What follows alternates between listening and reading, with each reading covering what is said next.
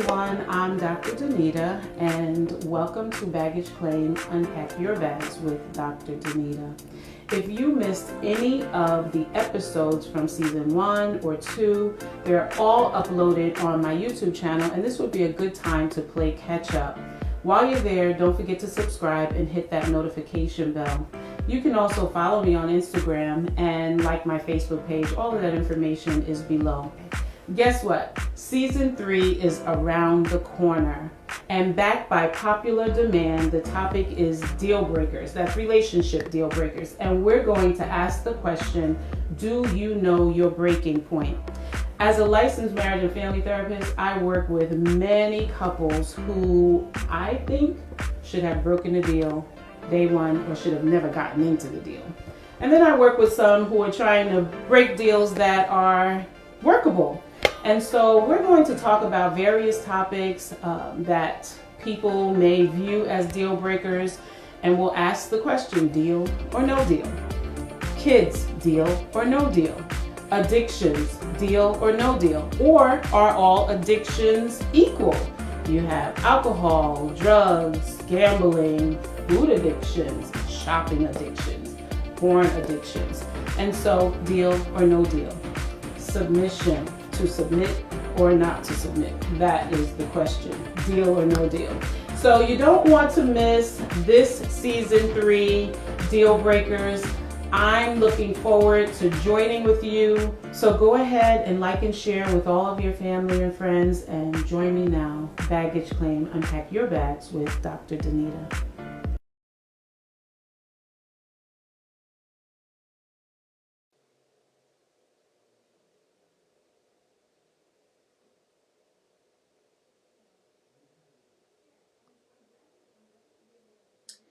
Well, hey everyone, and welcome back to Baggage Claim, Unpack Your Bags with Dr. Danita.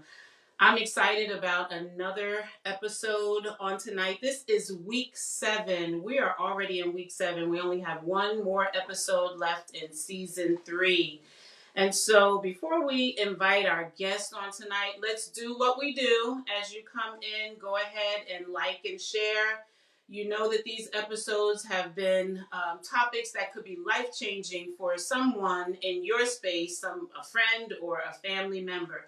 So go ahead and begin to like and share. Give those thumbs ups, give the hearts. Let us know that you are a fan if you have been watching Baggage Claim. And if you're new tonight, let us know who you are and where you are viewing from. And if I can see it, we'll give you a shout out. It's a little delayed on my phone here, so if I don't get an opportunity to see it, I appreciate you viewing tonight and look forward to seeing you on future episodes. Again, if you missed any, I shared this in the video, but if you missed any of the previous episodes, go ahead and hop over to the YouTube channel and let us know that you're watching the replay. And then don't forget to subscribe to my YouTube channel at Dr. Danita Thompson. So tonight's episode, the title is What's Love Got to Do with It? And we have joining us tonight a mother-daughter duo. And I'm excited to share with you on tonight. Well, I shouldn't say that I'm excited, but I'm excited that somebody will be free, because after they hear this testimony and after they hear some of the things that we're sharing on tonight's episode, somebody will be able to know that they're in a situation that they shouldn't stay in and be able to find freedom. And so we're going to introduce our guests on tonight. We have Lee Fowler. Hey, Lee. It's good to see Hi, you. how are you? Thanks for Yes, good joining. to be here. Thanks for joining me. And we have Lee's Yes. daughter, Shanzae Williams. Hi, Shanzae. Are you able to hear me, Shanzae? Let's see. Shanzae looks frozen. All right. Yes. Yeah, Since Lee. okay. text Shanzae and tell her she's frozen. I think she's gonna come back in. But Okay. while we're waiting for Shanzae to come back in, we're gonna be talking about abuse tonight. And we know that abuse of any kind, physical abuse, sexual abuse, emotional abuse, substance Mm-hmm. abuse, it can take a huge toll on a relationship, and not just the person that is experiencing or going through the abuse, but it can also take a toll on the family, because the family is Mm-hmm. looking in from the outside and trying to figure out how to create a rescue plan. And so it's not it's very painful to be in the situation, but also to be a family member who is Mm-hmm. observing the situation. But tonight, we're going to talk about a kind of abuse that's not always readily observable. And so Mm-hmm. we invited Shanzae. Shanzae, you're back with us. You're good. Ye- All right, Yes. welcome. So we invited Shanzae on tonight to share her experience being in a relationship that was ridden with emotional abuse. And again, emotional abuse is not always that easy to detect, even for the person that's in it. Mm-hmm.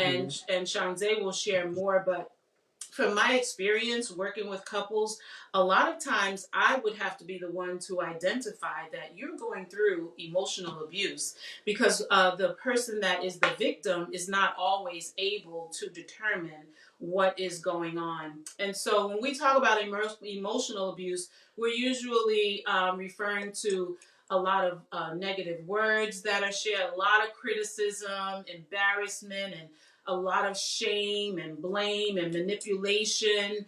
There's the bullying and wearing that other person down, and just consistently um, uh, saying things and behaving in ways that would definitely impact their sense of self and wear down their self-esteem, and then have them begin to question, Mm-hmm. is it me, is it something that I'm doing wrong, and just going through lots of discrediting of that person, and isolation. And some abuse can look can come in the way of isolation and abandonment. It doesn't always have to be words, but when your loved one abandons you emotionally, meaning they turn away, they refuse to honor your request for a conversation or conflict resolution or something of that magnitude. And so people go through humiliation and gaslighting. There's so much that Mm-hmm. comes in this area of emotional abuse. And so we're going to, Shanzae, you having some technical issues here. You're back? Yes, I have no idea what's going on over here. All of a sudden, my internet is being wacky. I'm sorry. Oh, okay. So, um, so I just gave the definition of emotional abuse, and I wanted to start by sharing or having you share your story. We know that emotional abuse leaves those invisible scars, while we know that when someone is going through physical abuse, we can see the scars, but it's the invisible scars that could leave very significant soul wounds. And so, Shanzae, if we could just begin by you sharing your story, your relationship story that relates to tonight's topic.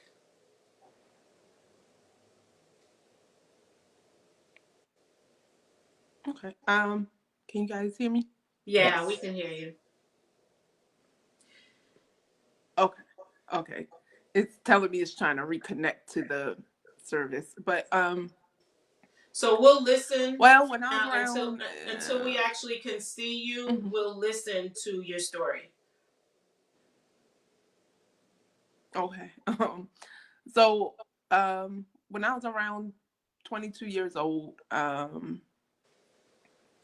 I got into a relationship with a guy. He was a friend of mine first, so we were actually friends for a couple of years beforehand, and which is why another reason why when we went through what we went through in the relationship, I was a little bit blindsided, um,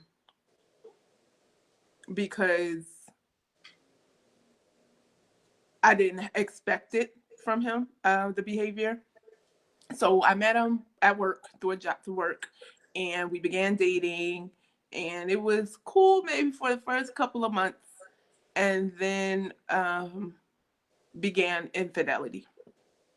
And I'm not sure why I chose to stay, even from the first note, because it was within a few months, so I knew. I think part of me felt like our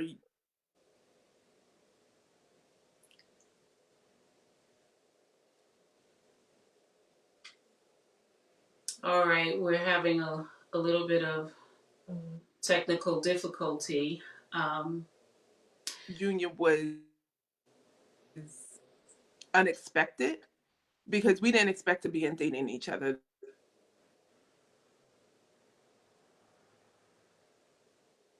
Shanzae, see if you can go out and come back in one more time. And while we're waiting, I'm gonna chat with Lee. So Lee, Lee is Shanzae's mom. Tell me, did you know Shanzae's the person that she was in relationship with prior to No, them?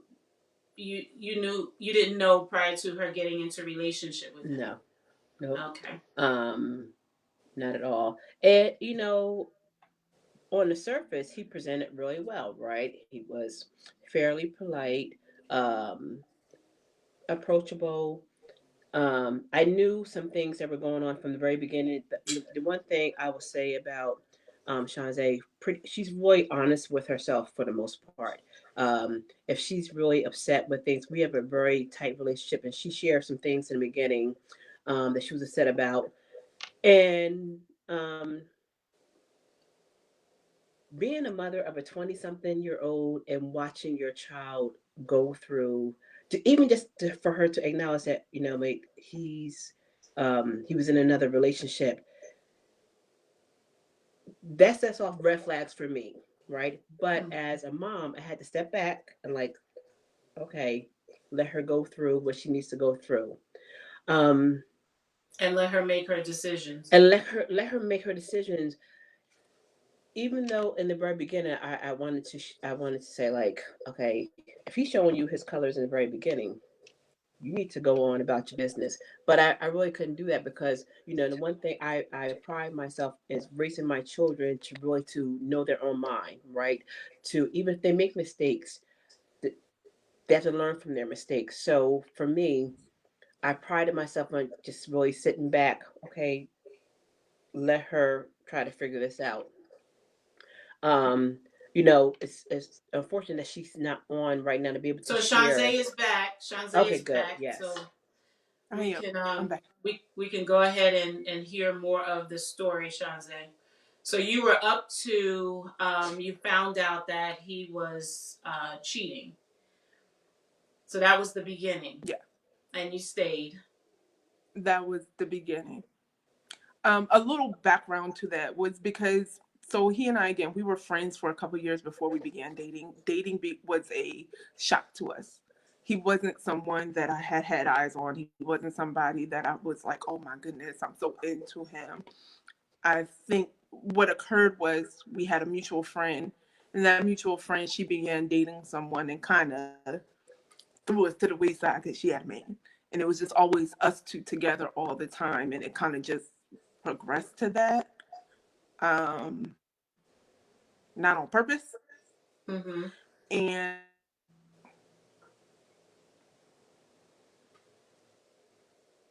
She freeze again. Oh, Yeah. oh man. Oh All right. man. Wow. And this is a good topic too. That we're Yeah, having all of it's this. too bad you can't show part of the videos that she shared the story before because, you know, I, it is for me, and I would say this, that if she has the opportunity to get back on and really truly share the story, it's just so impactful for young women, especially in their 20s, when you're in the area of really self discovery, right? You're trying to figure out who you are. You're trying to, you're old enough now, like you really don't want to know your parents to know that you make mistakes because you're trying to figure out stuff for yourself, and you're going through layers of just self discovery, making mistakes, overcoming mistakes. And I really think that her story will be so impactful for those who second guess themselves, Yeah. that maybe judge themselves too harshly if they made a poor choice in a boyfriend, or even allowing something to go for an extended period of time. Um, are you back, Missy? Hopefully, I Okay, better let's switch. try. I switched devices. I think Okay. I'm having a better deal with this one. They said my connection was excellent. Okay. All right. All Um, right, we'll try again. I'm sorry. So it, I'm not sure where I got cut out. You're Um, talking Um, about the friendship. yeah. okay, so we were friends and we began dating one another, and it just kind of just happened by happenstance. We weren't ever checking for one another in that way. But the girlfriend who kind of threw us to the wayside was kind of jealous of our connection. And she began causing a little bit of problems. And probably about 3 months into the relationship, both of them admitted to having a sexual relationship prior. Oh my. And I was like, oh, and I was ready to leave. Believe it or not, I was like, okay, no, you slept with my friend. I can't date you. I have to leave. Um, but both of them were insistent that it was just a sex thing that happened and it wasn't that serious or none of that, whatever. And I felt like if my friend is endorsing it, the one woman who I'm trying to be a sister to is telling me, no, it's fine, go ahead. It was like, okay, let's keep going. But she kept doing little things to kind of insert herself and make it known that she was also still important or he wanted her first or whatever. And we had a lot of issues there, coupled with the fact that he was sleeping with other women. Um, and I guess there was a piece of me that was too embarrassed to say I was wrong about who he was. Mm. And I made excuses and I would say, oh, well, this wasn't supposed to happen. We weren't supposed to be together in the first place. So, of course, he probably has little loose ends to tie up with other people and all these other things. And it ended up turning into a thing where he was constantly cheating. And not only was he constantly cheating, he was being manipulated with me, gaslighting, uh, what I like to call Jedi mind tricking me, where he tries to, make me think I'm crazy when I know there's something going on. But he was like, oh, yeah, how you know? Did I say that? Did you see this? You don't know for sure. It was always something. And he also would use my illness against me. So I am a severe asthmatic, chronically, always in the hospital, always in doctor's office, all of that. And with that comes the fact that there are some people who can't deal with it. And he could. And he used that fact because he knew that one of the reasons I would stay was because I knew he could deal with what I had dealt with. And he manipulated that. He would use that to his advantage to keep me under his thumb. The relationship Give had it gotten to examples. Can you give examples of some of the things that he did that um, was gaslighting or manipulating? a So there was a point where, so while I was in the relationship with him and dealing with the stuff that he did, I am by no means a pushover. Um, so there would be points when I knew he was doing something where I knew he cheated or was talking to a girl or whatever, and I would confront him on that fact. And I'd say there was one point where I told him about a girl that I knew about. I'm like, I know that you're seeing this girl. I know you're talking to this girl. I know you have plans to see this girl. And when I had decided that I was going to leave, it was, oh, but who's going to be able to deal with what you deal with? Who can be there for you? I'm the one that's always there for you. Mm. Besides my mom and my brother, and he was true. That was true. Most people couldn't handle what I dealt with, and he would use that to his advantage, to keep me there. So Mm. that was one way of doing it. And then there were other little things where, I didn't do anything that I like to do anymore. It almost became like a extra suggestion. Let's say, for example, jewelry. I've always loved gold jewelry. I'm a gold girl. That's what I like. But if he suggested that, yeah, silver is better for you. It looks good. It looks better on you. To kind of get me away from the idea that I wanted. And it was little things that turned into bigger things that were a manipulative way of controlling me. Mm. So it was never like outright, but once I was out of the relationship, I recognized a lot of it for what it was. And he manipulated me throughout that entire relationship. And so there were red flags for you at the very beginning, but Mm-hmm. you made excuses as to why you should stay, or it may get better, or this is just the beginning stages, and we'll grow out of this, which Yeah. is which is very, very common. And we talked about that in our last episode, why people, see red flags and have a really difficult time saying this is a red flag and I need to, really do something about this. Yeah. Yeah. Um, So when was it that you actually, or how was it that you actually came to this decision? I gotta get out of this. Funny story. God is funny. Let me tell you, he's a funny. God is funny. So I was actually in the hospital. I will never forget January 2015. I'm in the hospital, and there was supposed to be a big snowstorm. And I mean, this snowstorm was advertised everywhere. It was like, oh, we're getting 8 to 12 inches. It's going to be a big storm. So all of my family, my mom, everybody had called me, including him, saying that, oh, since the storm is coming, we're not going to come up there to visit you today. And, of course, I'm like, no problem. It's supposed to be a storm coming.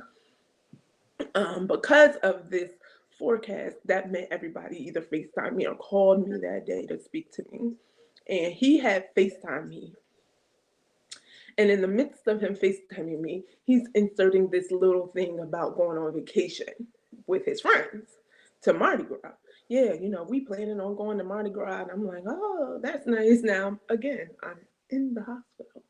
I'm having trouble breathing. I can't breathe. I'm tired. So he's telling me this story about how, oh, yeah, it's going to be a group of us, all of us friends, there were going to be women included. But his two guy friends were bringing their women. I was not allowed Mm. to go on said trip. It's supposed to be a solo trip. But you know who was going? His ex girlfriend. Oh He's my. telling me all of this while I'm in the hospital. And I Wow. had realized, I didn't say anything to him on the phone. I literally smiled at him. I said, I hope you had fun. And I meant that because I was not staying anymore. If you had the audacity to look at me in the hospital and tell me that you are going on a trip that includes your ex and I'm not going, it's done. So I immediately, after that phone call, is funnily enough, as close as I am to my mother, I didn't call my mom. I called my stepfather. And I said, I want to come home. And my stepfather could not stand my ex. Could not stand him. He said, okay. It was that simple. And normally there's a discussion with my stepfather. You got to explain all the parameters and all of these different things. That day it was just okay. Wow. And it was done. There was nothing left for him to say to me besides somebody is pregnant or I have an STD or I gave you one. That's how low it had gotten for us. Mm. Yeah. Yeah. Someone So asked. some someone asked a question. Do you was there anyone like friends or I know I'm going to bring your mom on in a minute, but were there any friends who could see what was going on that tried to share with you, girl, you need to do something here. Why are you staying in this? No, and that is for two different reasons. One being that I didn't tell my friends everything that was Mm, going on. Nobody knew everything. Even my brother, as close as I was to him, and we were living together at one point during the relationship as well, and he still didn't know everything. I kept it hidden because I was embarrassed. right. Um, but the flip side of that is that my friends did know of some of the infidelity, but because it was a normal thing for them as well to deal with, it was Mm, considered normal. There were people that actually encouraged, oh, but he does this and he's great here and he's great there. This is something that can pass. He'll learn eventually, or you can get over that because he provides, he pays bills and he does this or that.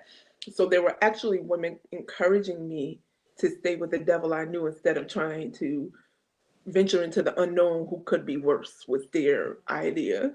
So it was twofold in that sense. yeah. That's the very unfortunate and Lee, you can jump in as well. We both work with clients in relationship, and it's so sad that I have seen many women say this is just what guys do. Guys cheat. Yep. So you look for what else you can find in the Mm-hmm. relationship that can compensate for the cheating, and this Yeah. is just what is that's going to be what it is. No guys are faithful, and so if he's going to take care of me, if we can have fun together, and all the other things line up, okay, I'll deal with sharing him. Mhm. Yeah, I would say so so I refer to her as Missy. So her name is Shanzae, but I Yeah. call her Missy. And don't Um, nobody else call me Missy, okay? uh, I would say she did some parts she did not tell me. Number one, I probably will flip my lid. But number two, I will have to admit that the cheating part is foreign to me, right? I had not been in a relationship where I experienced that layer of infidelity, so it was foreign for me. But also, um, I would probably say she probably was hesitant to tell me some things because for fear of maybe I might judge her or chastise her. I'm not really sure, but I do know from early on, um, we had conversations about her standards and how men should treat her and expectations. So I probably can understand the reason why she might have been embarrassed. So she's probably thinking in her head, this is me talking in her head, like, my mother didn't teach me this. My mother did not teach me to stand for this. My mother didn't teach me how to tolerate this nonsense. Um, but to watch your child go through that is hurtful. Um, and I would tell you it's layers because in the beginning, as she said, she spoke to my husband and said, "Can she come home?" But because I had an illness right immediately, she moved in one day, and the next day I had a significant illness. I don't even think that she got a chance to even process the hurt for several months because she was busy trying to take care of me. So And a friend passed away the same yeah, week after and that a as good well. friend of hers A passed good, away 3 weeks, yeah. 2.5 weeks after I was ill. So she Mhm. had layers of trauma that was going on. So she couldn't even process what she was dealing with. Yeah. Mm, Um, I would say that my mother is pretty accurate with the fact that I was afraid because I know my mom, not in the sense that I was afraid that, because, growing up, we had an open door policy with discussions with my mother. I really could talk to my mom about anything without judgment. She allowed us to make our own decisions on things. So it wasn't like I was afraid in the sense that she was going to disown me or say, "Are you dumb?" or call me stupid or call me Mm-hmm. names. It was just the sheer embarrassment because I had made a plan for my own self about how I wanted how I wanted to be perceived. Hadn't even started dating until I was Mm-mm. 19 because Yeah. I was not into the foolishness of these men. And I'm like, here I am caught up in said foolishness. So there was an embarrassment to it, but there was also a level of, I'm about to be very frank, my mother is going to kill this boy. Yes. Because I'll never forget, there was actually one time that he actually showed up to my job Mm-hmm. and was arguing with me at my job Mm-hmm. Mm. outside. And what my mother had was out with my godmom, and she called my job, and my coworker picked up the phone, and she told her what was going on. And my coworker casually walked outside, saw us still arguing, and said, "Your mother says she's on her way." And I tell you, as soon as and he knew it too, because as soon as he heard it, he booked it on up out of there. He didn't want it with my mother. So I knew that there was a level of also, I am protecting him because my mother is not having it, period.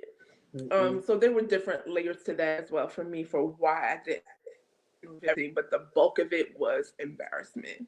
Mm. Yeah. Yeah. What Lee? Did you have an opportunity to spend time with him? Like, did you know him Oh, like prior yeah, to? he's Oh, you did. family events he came Mm-hmm. to. I've been to his apartment on occasions. And so let me just say this. It is like during this time period when she was dating him, my dog passed away, and he knew how much I loved my dog. So he actually brought his dog over and let me keep the dog for the day. Like I know you lost Max, but so there are aspects of him that could be very nurturing, right? He loved children, Mm-hmm. right? But he had some unresolved issues from his own background that crept in and impacted my daughter, but she has to come first. I didn't care about whatever else he had going on, Mm. right? Yeah. That didn't make any difference to me. Your baggage it impacted how you hurting my child. Yeah. So that was a part that so I understand how it took her a long time to get out of it, right? Because I think it was like, it was a push and pull thing. Like he would do things that, was hurtful, but then he would back up with providing for her or doing nice things and showing like demonstrations that he cared, right? Like he had a younger sister that has special needs. When I tell you nurturing to his sister, caring. So that was really the conflict, right? Because one Right. minute, like, I see what's happening to me, but I'm looking over there and he's like really, nurturing and loving to other people. And in some way, just like Shanzae said, Jedi mind tricks, you're thinking Mm-hmm. like, am I imagining this? Yeah. And he was really good at that. Yeah. Mm. It's also part of it for him was to show me that he had all those good sides. So anytime he did something, he had a real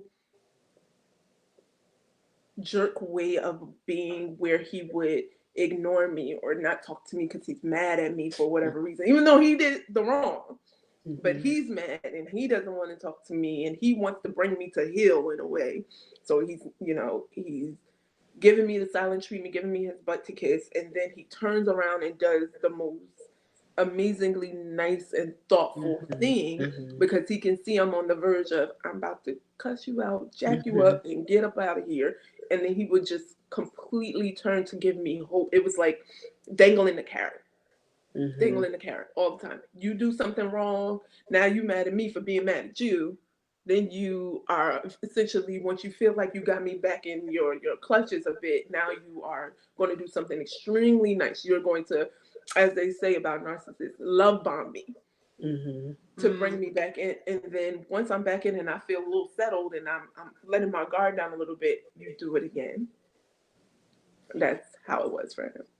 Yeah, and what you're describing, Shanzae, that's the description of that abuse cycle Mm-hmm. um, that is so typical of physical abuse and emotional abuse, and Mm-hmm. why, when people are looking from the outside in, they just can't seem to figure out why is this girl not running? It's because of that cycle. Like you think Mm-hmm. every single time the victim thinks this time is going to be better Yeah. because look at how I feel now. If he can love me like this, he can love me like this always. Mm-hmm. Right. and that, that cycle, it just continues and continues until there's something, that is either catastrophe. I said in the we posted, the one thing you don't want to do is wait for the black eye. The Mm-hmm. emotional abuse has such lasting impact in and of Yeah. itself that, by the time, if you wait for the black eye, you have already been so overrun and worked over and raked through the coals emotionally. And so by the time somebody gets the black eye, they're already, their soul is so wounded that they don't even have the strength to figure out what kind of decision they Yeah. should make. Dr. Neal, I want to add one other thing to that. So sometimes we think about domestic violence from, the victim standpoint, like, someone has absolute control over them. So in my family, we had some family members that experienced domestic violence, but they were fighters, right? So they would fight back. It doesn't Mm-hmm. mean that the scars are no less deep or no less hurtful because they physically fought them back. But Right. those emotional scars that sometimes we don't always look at when you're a person that does fight back, but those emotional scars that are so deep impacts your own other any other kind of relationship. And so when I think about what Shanzae experienced, right, and she will tell you that she was not a pushover, right? Sometimes she would give it to him as good as she got. Like she didn't sit there like a doormat and take stuff, but it was always those emotional scars that she experienced. They run deep, and I would say probably that was 5 6 years ago, 6 years ago that Mm-hmm. that relationship ended. Right. Mm-hmm. And it, like when I say like this year has really been the healing for her, this last year and a Mm-hmm. half. It took quite So, that long for her to really start to be really healed from this. yeah, Yeah. because I had went through a lot of different things. I went through when I first left. Well, again, first my mom was sick. A friend of mine died. Right after that, my grandmother died. Right after Mm-hmm. that, another best friend of mine passed away so suddenly, Mm-hmm. and I didn't have the room to even think about the fact that I have just ended this 5 year relationship. Mm-hmm. Then once it came, I was mad. Yeah. Like Yeah. I'm But mad it at took you a me. while to get to the place of even beginning your healing Yeah. journey. Yeah. Yeah. So tell us about how this toxic relationship affected your mental health before you even started your. Well, when you started your healing journey, you became, I'm sure you became aware of how it had affected your mental health. So honestly, I wasn't really all that aware of how bad it was. It took Mm-hmm. a little bit for me to realize, like, because once I actually recognized the fact that I could breathe for a second after everything else that was going on, it was like, okay, I'm mad. And one of the reasons why I was mad is I was feeling guilty for staying. I was feeling anger at him. And then I was just angry at everybody because it was just like nobody's going to take me through what he took me through. So Mm-hmm. anybody said anything out the way, and I mean anything, it was going to be, excuse me, Mm-hmm. I'm going to need you to watch your tone. And that come to a point that my mother was like, okay, you always fussing. You got to like, I don't know what you're gonna do, but you always fussing. Um, and then it also became a point of a journey of me rediscovering who I was. I call that girl Dana now because I don't even know who that was who was in a relationship with him because I forgot all the things that I like to do because we were Mm-hmm. always doing things he wanted to do. Mm-hmm. I love football. You think that man ever bought me a football ticket? Nothing. But we was at every basketball game all the time, weren't we? I like museums and again, like the jewelry thing. That's a big one for me that I use as an example often. I don't like silver jewelry. I don't even like white gold. Yellow gold, that's what I like. And I had forgotten how much I liked it until I was looking through my belongings after I left and I'm like, look at all my old jewelry. It's all gold. This is what you like. This is who you are. These are the things you enjoy doing, reading and visiting museums and dancing. And I just realized I wasn't my carefree self that I used to be any longer because he just had pounded me so hard that I lost my whole sense of self. Only thing that mattered was keeping him happy because he had to stay with me. Mm. And that's still something I'm learning. It's still a lot of things that I'm discovering. Like, you used to do this. You don't do this anymore. And some things just it's just you grown and you just don't do them. But Right. some things were things I really and truly enjoyed, and I just stopped doing them to Mm. do the things he wanted to do because it Right. was pleasing for him. It definitely impacted our relationship, because while we were still spend time together, it wasn't that seamless bond that we always had. I mean, even though, like, most mothers with their 20 somethings go through growing pains, right? You get to know your child in a different kind of way.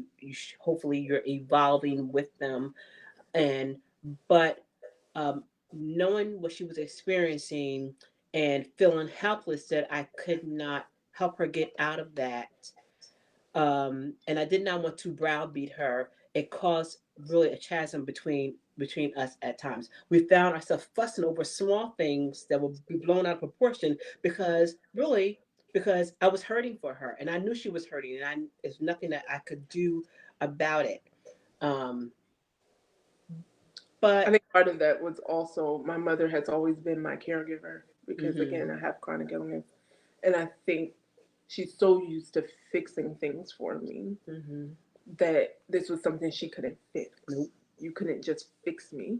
I had to go through nope. whatever I had to go through and learn it. Yeah, I And couldn't talk her through it. I had to like do like really. There, I found myself sometimes like actually holding my mouth shut. Like I need to she shut my did. mouth. She did physically, like, you know what? Nope. Nope. Nope. Because Nope. Nope. And she would yes, close her because mouth. I am very forthright Mm. and I'm direct. But I had to like, okay, you cannot open your mouth. Like, shut up, Lee. She has to get this. But when I think about it, right, like, look at her. Like, I'm so proud of her, right? And I really believe that God takes you through trials because the story is not just for you; it's for somebody else. And I couldn't be more proud of her. Shanzae, did you wish, if your mother could, that she would have snatched you up out of that? No. Mm. Yeah, No. yeah, No, actually. yeah. I felt like, so while it was a really hard thing, I had a very pretty much sheltered type of childhood. And not necessarily because my mother just was like, no, you can't do this or that. Mm-hmm. I was just a naturally, I don't want to say introvert because I had extroverted qualities, extroverted qualities, but I just like to be by myself, and that came from having chronic illness. You're Mm-hmm. used to being by yourself because people are tired of you canceling. People are telling them you can't go somewhere or do this or I can't do things. So I knew how to spend time by myself, and I was okay with spending time by myself. But because of that, I was also the like even in my friend group, I was probably the most naive when it came to certain things. Like, what is that? I don't know what that is. Why are you doing Mm. that? That doesn't make sense to me. And I think that there was a big lesson in this, me being in this relationship while it was tough and while it was hard and while I do not wish it on everybody. And I do not believe that you have to go through things in order to know that they're wrong. Mm-hmm. That's not what I'm saying at all. I'm just saying that I feel like it was just something I needed to learn to stand on my own two feet because again, my parents and my brother, they have all been caregivers to me most of my life and they're used to rescuing me. They're used to helping me with everything and it just was like I got to do this myself. So no, I don't wish my mother ever snatched me out. I needed to learn how to snatch my own self out of that fire. No, I wouldn't have snatched her, but I would have snatched him. Mm. She wanted to a couple times. Let me tell you something. That is one person he never messed with ever. The rest of us, he has a lot of bravado behind the phone, but not in front of your face. But Mm. even with her, Mm-mm. nope. Once my car died, he had gotten me a car in his name. It was mine. I was paying for it, but he got in his name for me. And once it died, and it needed to go back, and I was trying to talk to him about it, he wouldn't talk to me about it, whatever. And my mother called him and said, "You come over here and get this car." And I tell you, he must have came in the dead of night or whatever, because she didn't even know he came. The car was just gone, because he was not messing with Lee. He knew better. He knew better. Oh, Well, I'm so glad that you didn't come out of it bitter, and you really, when you got an opportunity to process through what you were to get out of this. Have you had any relationships since then? No. I've had a couple guys that, I maybe dated for a short period of time, but it's funny. Again, directly after all of that, I was the sick one. And I spent, and even though I've always had issues with my health, there was a period of 3 years where I was just in the hospital, back to back, back to back, back to back. And it was just a bunch of stuff. I had staph infections and I had all these different pneumonias and sick, and I'm just sick all the time. So I wasn't even concentrating on dating. Probably in the last couple of years have I really been like, okay. But I've always been kind of awkward in that area. So I'm not somebody that just dates. Again, I didn't start until I was 19. So I'm not somebody that really dates around a lot. I may, chit and chat with guys a little bit, but no, I haven't been in any relationship since that relationship. And it's not because a couple years ago, it would be because I'm still really trying to heal from all the pain. Now it's just, it hasn't happened yet. Lee, don't start, please. you see, right? Like, I didn't say it, but she's single, y'all. Are y'all praying for me? Okay. Lord, I don't know. This lady, I can't. I do want to say one thing about the mental health that I observed for her. And so, Dr. Need, you spoke about like her, her mental health as it relate to the relationship. She experienced, to me, bouts of depression that was because it was, as she mentioned, shared earlier, that she had layers and layers of things going on. So it was like the loss of a relationship, it was her being sick, the loss of a friend, the loss of her grandmother. Then her health was really lost. Not to mention, like, being in the house with her parents, right? Had been on her own since 2011, and here you back in the house with your parents. So there were periods of time that we had to have a conversation, like, okay, you can't stay like that, okay. It, sometimes I was really quiet. Other times I was like, so how long are you gonna stay like this, right? And I would be like her wake up, and she'd be looking at me like, oh God, here she go. Because when Lee get like that, there ain't no stopping her. You just be like, oh my goodness, I can't deal with it. This is why going home. Do you know how hard that was for me to say I want to come home? Because I love my parents together, but we should not live together. Okay. Nope. We should not live together. I talk to my mother a whole lot more that I don't live in the house than when I ever lived in the house, because we just should not live together. But I think also, and that's another thing, I couldn't do it all on my own. I got counseling. I was going to ask that. I had counseling. I needed the help because when I realized how angry I was, that I was just snapping at everybody, and then my mama sat me down and said, "Girl, I'm gonna need you. You just fussy. Everything is a fuss. Why are you fussing?" And my brother said I was like the old lady on the porch one day. And I was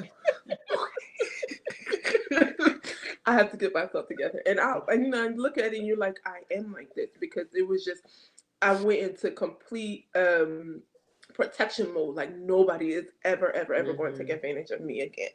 And it was just any little thing was like, don't do that. Watch out. Don't talk to me crazy. So I had to get help because I didn't like where I was. I didn't want to be somebody that wasn't ever going to speak up, but I didn't want to just be on all day long, all the time.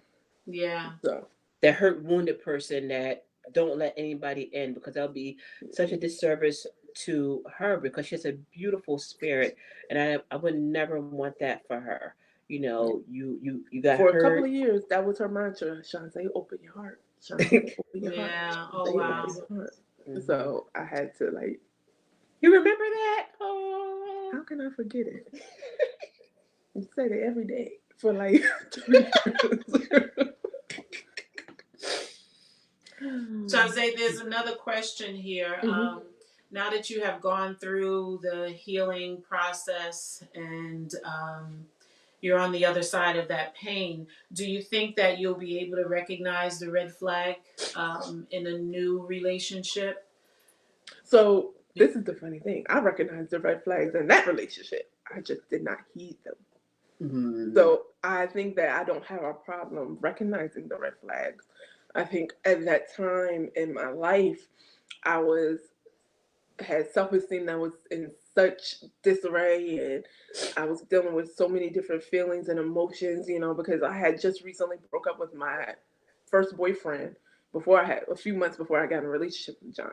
So I had a lot of things going on. So I just ignored them. So I think the difference this time there will be no ignoring. Right. Saying So what get to the I was gonna say, do you feel that you have the strength to say, I'm out? absolutely. Mm-hmm. Absolutely. Um, I feel like I am that girl that I was prior to meeting my ex, who was always, that's again a reason why I never was in a relationship before I was 19. Not because I didn't have opportunity, but because I just wasn't into the nonsense. And if any guy ever showed me nonsense, it was like, well, when you done trying to play Scrabble and Sorry and all them other games, you can come talk to me because I don't want to deal with that. So I think I'm back in that place where and I have a lot more self worth, and I really recognize who I am and what I bring to a table and what I have to offer and what I deserve in return. And you're not gonna get what I have to offer if you're gonna be playing around with me. All right. So I am. Yeah. What would you tell your 20 self something? What would you tell your 20 something self? Yeah, looking back. um, I would tell her to always remember who you are. Mm, To always, and if that means you stand in the mirror every day for 5 minutes before your day starts and you remind yourself of who you are, you do so. And do it with fervor. And do it every day and all the time. And remind yourself that you don't deserve anybody's scraps Mm-hmm. mm, ever. No matter what you may feel like you've done or how bad you feel, or any mistakes you've made, that doesn't mean you deserve mistreatment from anyone. right. Mm-hmm. And Lee, what advice would you give if you had known? What advice would you have given? Probably no different than my 20 something years I have on my caseload, right? Yeah. That give yourself some grace, right? That it's okay to make mistakes. Don't be so hard on yourself. Just be aware, Mm, right? As soon as you're aware, take action to figure out how you're going to resolve it. Um, and make sure you have someone in your life that you can trust to talk that's not going to be judgmental of you, right? That you can really talk to, that's just going to really give you some really good sound advice, or just have a listening ear. mm, um, I think that's the beauty for me and Shanzae, is that I just, many times during that time, I just had a listening ear. I didn't give a whole lot of advice. I really just listened to her. She still don't, unless she feel it in her heart to really tell me something. In which case, she gives me the warning, like, "All right, we got to talk about something," and then it be like that. But for the most part, no. But I also want to say, because I think a lot of times, I think bigger than just me talking to my younger self is friendships. I think a lot of times because our friends don't know what to say or do. And I yeah. Mm-hmm. think even bigger than just telling your friend that you deserve better than this man and he's terrible, he's hard. Because I'm gonna be honest, even if my friends did say that, I probably would have rebelled and been like dug my heels even more. Mm, But when you remind your friends of who they are versus just bashing that person they're Mm-hmm. with, I think that's a that's better good. idea. Yeah. I think a lot of us need women in general, we need to learn to encourage our friends and remind them that, oh, girl, you so smart, or look how what a great mother you are, and girl, this food you cook is the best food ever. Like you just reaffirming your friends on a regular Mhm. basis. Just I love you. Do you know Mhm. how amazing you are? I appreciate who you are to me. Reminds them that they deserve better. Right. Reminds Mhm. them like I said, you too fine, you too fly, you too cool, you too smart and too great and intelligent to be dealing with any fool that doesn't also recognize that. Yeah. I think it's important for friendships. It's important to have those conversations often and before you even enter into relationships. We all know that any relationship can be a struggle, and even if it's a good one, there can be struggles. And I think as in part of the friendship and the sisterhood or the brotherhood, there should be those conversations of, if we trust each other, let's trust each other. You Mhm. know, let's have these conversations often. I'm going to come to you because I know that love can be blind. I know that I Mm-hmm. can, potentially get into something and not see the red flags. Or I know you say you saw them, but a lot of times people don't, or they see them and can't figure out how to navigate moving away. Or again, maybe we can change, or maybe this won't last. And so having those important conversations with the people that you trust prior to getting into the relationship, it's almost like when you know how I've seen when people have they date from online, and they Mm-hmm. say, well, let me look, I don't know who this person is, so I'm gonna look them up. I'm gonna send the license plate number. I'm gonna send That would be. their name. I'm gonna ask him for a picture of his Mm-hmm. driver's license, and I'm gonna send it to my friend group, so just in case. And so I'm Mhm. thinking, in relation, when you have friend group and your family that you're close to, have those discussions early. Like if you see Yeah. something, I'm hoping that I will be in that space, in that headspace, to trust the people that love me most. Yeah. Yeah. You know what, Dr. Nick? I'm gonna add one other thing about what I would say to any mother and daughter.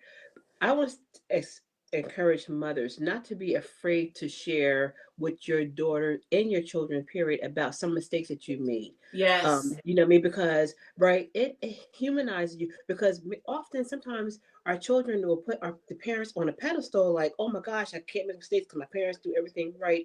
But if you have honest, authentic conversations with your children, of course, appropriate, but really, let them know that I have made mistakes too, and this is how I got through them. And sometimes I made poor choices, right? It really helps them to understand and be okay with making mistakes, and they're going to trust you more. They're going to come to you and share things that are on their minds, right? And then be able to work through them. I just want to say that's really important as parents to really share. Don't be afraid to share your own mistakes with your children. Yeah.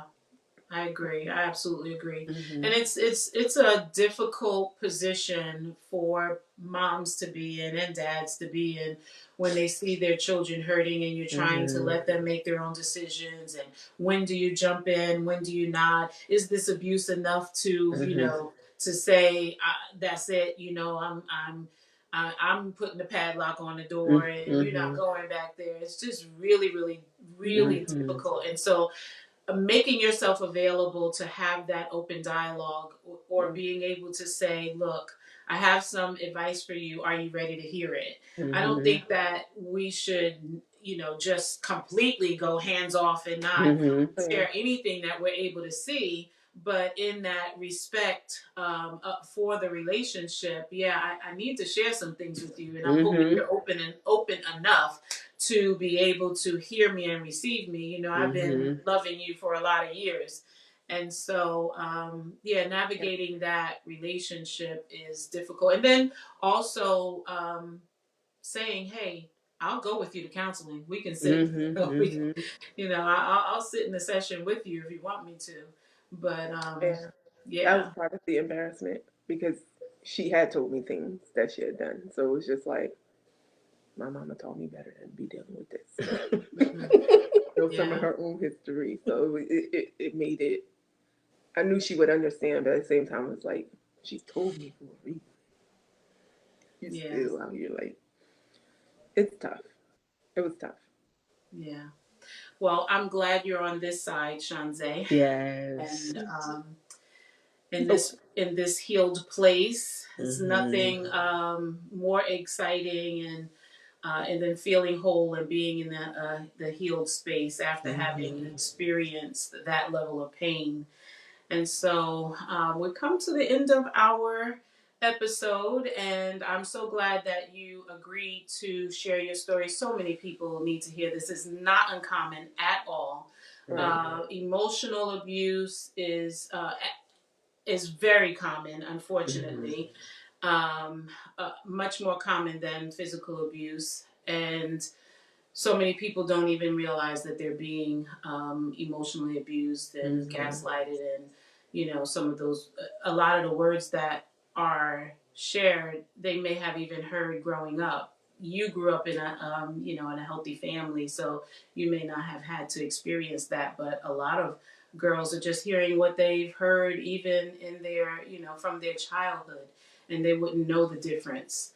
And so I appreciate you sharing, and I'm hoping that people share this episode so that someone else can recognize the need to run and get help and be free. And thank Mm-hmm. you, Lee, Right. for sharing from your mom's perspective Mm-hmm. and helping other moms be able to gain some tips in how to navigate and help their daughter in such situation. Thank you for Well, having me. thank you. Thank you for having I us. enjoyed it. Well, thank you Yes. so much again. And any final words before we end the episode? You I got would to. say keep the dialogue open with your Mm-hmm. children, even for even simple things, right? You know, as parents, sometimes we see our children only as the child that they were. We as parents, as we grow older and the children, we have to evolve with them. Doesn't mean Yeah, that you change they don't respect you, but you have to evolve with them. That means that you have to tweak and shift as they're tweaking and shifting because you want to keep that relationship with your children, that open door policy that they're sharing things with you, that you have that dialogue on a regular basis. yeah. It's not an I, easy place to. It's Mm-mm. not an easy transition, I should say. yeah. I Yeah. would just say that a lot of us, when we're in our 20s, we always feel like we have to have all these plans and things put together. Mm-hmm. And I think that's one of the reasons why we put up with things we shouldn't, because we feel like once we make it to 30, it's going to be over. Like, oh my gosh, I'm running out of time. I'm 30 years old and I got to do all these things. So we put up with things we shouldn't have to put up with. Mm. And I just want you to know that the clock does not run out at 29 Say and that 20. again. Because Way let me too tell you many something. girls need I to am hear that. 34 and I am happier than I ever was on any day in my 20s. Oh, Okay? that's awesome. Mm-hmm. So just look forward to where life might take you. Everything may Mm-hmm. not be happening a certain time, but that's okay. It's better to be by yourself and happy than somewhere in a relationship that's not serving you anything. Yes. That's the best Preach. advice to leave. Yes. On that note, Shanzae, thank you so much. There are several who are thanking you for sharing your story and that it was so inspiring. And Thank you. so, again, we appreciate you agreeing to be transparent and to share. And so, we're going to end and say good night. Thank you again, Good Lee. Thank you, night. Shanzae. Good And night. I just hope that you continue to share your story and you are gaining platforms to be able to help other women who experience what you have already overcome. Have a good night, and we Yes. Thank will Good you. Good night. night. see Thank you, Dr. you next Danita. week. Good night.